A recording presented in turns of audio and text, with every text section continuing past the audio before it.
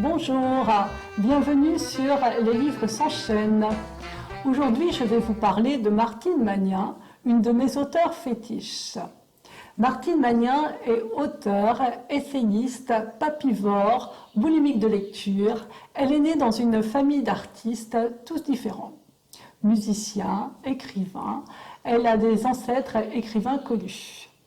Elle a fait des études classiques et s'est tout de suite passionnée pour la philosophie, la psychologie, le monde des idées et celui des mots. Elle a exercé une partie de sa carrière dans la communication avant de se diriger dans le domaine des antiquités. Elle a toujours écrit et se consacre maintenant pleinement à l'écriture. Voici sa biographie, qui risque de vous paraître déroutante parce que Martine Magnin a accumulé au cours de sa vie énormément de récits et de romans et ils ne sont publiés que depuis peu de temps. En 2019 est sorti Le baiser de Gustave, qui met en scène Lucie, une jeune fille malade, une jeune fille dans le coma. Et Lucie est à l'hôpital, elle vogue entre conscience et semi-conscience. Elle a par moments une pleine conscience de la présence de sa famille à ses côtés, de la présence des soignants, de la succession des soignants et de leur côté parfois brutaux dans les gestes à accomplir. C'est un texte qui est extrêmement sensible. En 2019 est sorti aussi Le confort de l'autruche. J'ai consacré une vidéo au confort de l'autruche, donc je ne vais pas m'y attarder. C'est l'histoire de Jenny qui a été abusée sexuellement à l'âge de 5 ans. Et Martine Magnin écrit comment il est possible de se reconstruire après un tel drame. En 2019 est sorti Bien mal acquis. Il s'agit d'un polar que j'ai trouvé particulièrement lumineux. L'action se situe dans le sud. Il s'agit d'Hortense et de son mari. Il leur arrive une somme d'argent imprévue et moi j'ai senti la chaleur, j'ai entendu le bruit des cigales, j'ai senti l'odeur de la lavande, l'odeur du sud et aussi l'odeur de la nourriture parce que dans ce livre, Martine Magnin écrit beaucoup de recettes. J'avais adoré. En 2020 est sorti Collier de nouilles.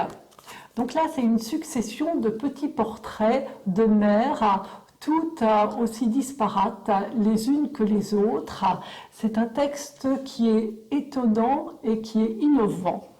L'auteur ne s'interpose pas. Elle vous invite simplement à briser le tabou de la maltraitance des mères envers leur enfant, à en parler, à y réfléchir. Alors vous avez la mer rouge, la mer miroir, la chimère.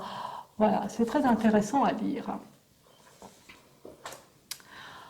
En 2020 est sorti À l'ombre des saules en pleurs. Donc là, c'est l'histoire de Pauline qui est coiffeuse. Avec son mari, ils se retrouvent à être gardiens de propriété et la petite Chloé disparaît. Donc ça, c'est à découvrir. En 2020 est sorti À vos souhaits. À vos souhaits est un essai avec une écriture piquante. Martine Magnin malmène tous les souhaits qu'on peut se faire au cours d'une année. Je te souhaite un bon anniversaire, je te souhaite une bonne année, je te souhaite tout le bonheur du monde. Elle maltraite tout ça dans tous les sens et ça donne une suite absolument étonnante.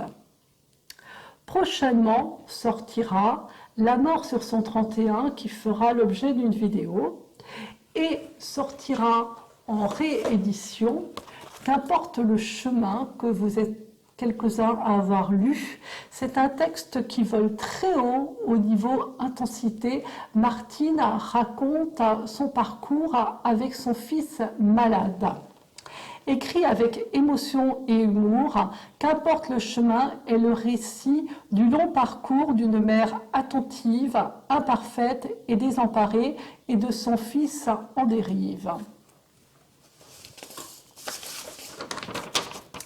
Il y a toujours beaucoup de douceur et de délicatesse dans l'écriture de Martine Magnin. Elle met en avant des valeurs telles que l'honnêteté, la bienveillance, la vaillance. Son écriture est profonde et laisse de petites marques comme des griffures.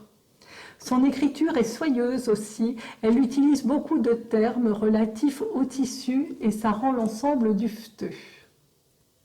J'espère vous avoir donné envie de lire des livres de Martine Magnin et de vous avoir permis de découvrir cette auteure talentueuse si vous ne la connaissez pas.